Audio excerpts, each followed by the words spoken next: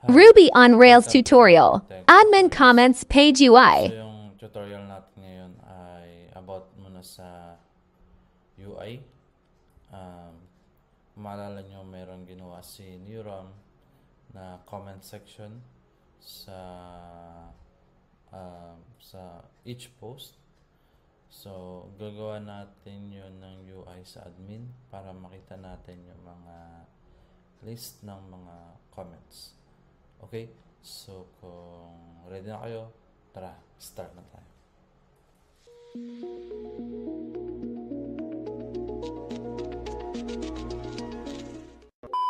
Okay, so una, start muna natin yung server. Um, in there.